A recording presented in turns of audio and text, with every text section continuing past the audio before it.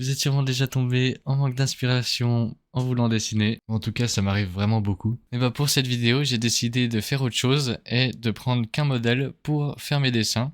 Je vous explique tout.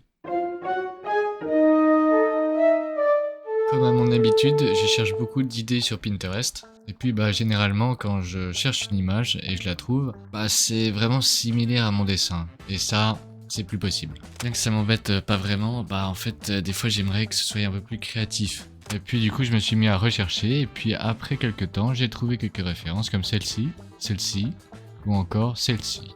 Et puis comme vous pouvez voir, ça m'a rendu très heureux. Mais alors Vertil, pourquoi ça te rend si heureux? Donc déjà il y a beaucoup plus de dynamisme dans ces poses et puis le fait qu'il n'y ait pas de cosplay ou de background, je pense que ça peut faire marcher ma créativité et puis je peux un peu tout créer à partir de ça. Et c'est ça que je cherchais un peu dans les références mais que j'arrivais pas à trouver. Et puis ça se faisait que je me référais trop à la référence et je la recopiais presque. Donc on va prendre une référence dans celle que j'ai choisie et puis je vais prendre celle-là parce que j'ai déjà une petite idée. Donc pour ça il faut déjà un petit sketch. Voilà, magicien, oui je sais. Et puis ensuite on va s'attaquer au reste du dessin. Donc là je vais faire un petit poisson parce qu'en fait mon idée c'est de faire une femme qui va peindre et puis derrière elle il y aura un grand aquarium avec quelques petits poissons. Bon, des petits poissons, voilà, c'est un peu des gros poissons. Mais bon, on va passer là-dessus. Une idée pas comme les autres, mais moi j'aime bien les poissons et j'aime bien quand ils sont assez grands dans l'environnement. Je trouve que ça fait un truc un peu mystérieux et assez beau. Et puis ça peut rajouter aussi beaucoup de couleurs au dessin suivant du coup la couleur qu'on fait. Mais là vu que c'est un poisson rouge, je pense que je vais faire un truc un peu orangé rouge. Donc ça va ramener beaucoup de couleurs au dessin. Et du coup on s'occupe des détails du personnage et puis je me suis rendu compte en faisant cette ceinture que la taille était bien trop grande par rapport à ce que je voulais faire. Ensuite du coup j'ai fait le pantalon et puis les mouvements étaient vraiment très difficiles à faire. Je voulais faire un truc ample mais que ça rende quand même assez bien. Et puis pour la partie du haut je me suis référé aux traits que j'avais déjà fait. Et puis du coup maintenant on affine les traits comme vous pouvez voir juste là. Et puis la partie la plus intéressante c'est le visage.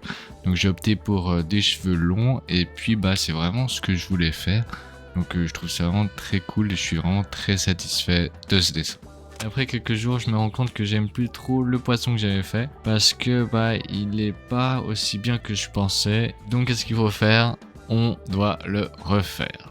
Et donc je vais reprendre la base du poisson que j'avais fait. J'enlève d'abord les écailles parce que je pense que je peux faire un truc avec, mais très vite je me rends compte qu'en fait je vais tout le redesigner. Donc je commence par la tête, plutôt l'œil, et puis j'essaye de faire un truc quali à partir de ça. Donc je garde quelques trucs comme la bouche, les nageoires un peu quand même, et puis je commence à faire des écailles.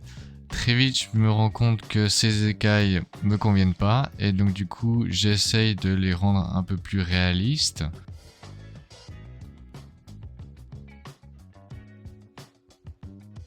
Et ensuite, je vais m'attaquer aux nageoires. Donc, je vais changer quelques traits, rajouter quelques nageoires et changer celle de derrière, tout en rajoutant quelques détails qui rendent vraiment très très bien.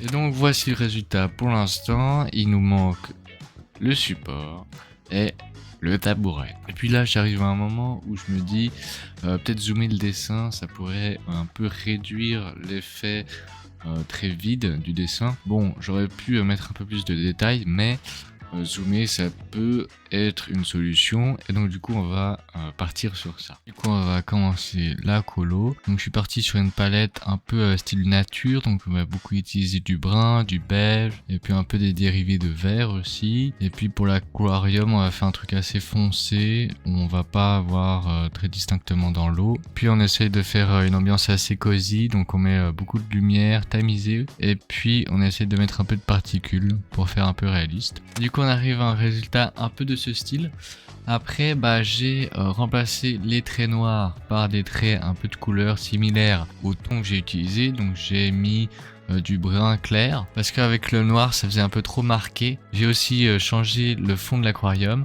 J'ai mis un peu des algues et puis un peu de profondeur, ce qui rend vraiment le dessin assez bien. Vous avez vu beaucoup de changements par rapport aux anciennes vidéos, et puis bah je voulais faire cette petite vidéo pour essayer plein de choses. Je sais, elle est assez courte, mais c'était plus une vidéo un peu d'essai pour que je puisse un peu visualiser ce que je pouvais faire et si ça rendait bien. Et puis bah le dessin, je suis conscient que c'est pas le meilleur, mais on voit quand même que je progresse beaucoup au niveau des traits. L'ambiance, le fond, le décor, il y a quand même beaucoup à s'améliorer. Je sais un peu sur quoi travailler maintenant. Le fait d'avoir pris juste un personnage sans rien, ça m'a fait beaucoup de bien pour du coup mon imagination et puis pour faire un peu ce que je voulais. Et du coup vous avez un peu un aperçu de ce que vont devenir les vidéos à présent, donc un truc beaucoup plus travaillé. Donc voilà, j'espère que ça vous a plu. Je mettrai le dessin sur Pinterest pour ceux qui veulent. Et puis autrement, bah, je vous souhaite une bonne journée. Et puis à la prochaine vidéo alors. Ciao.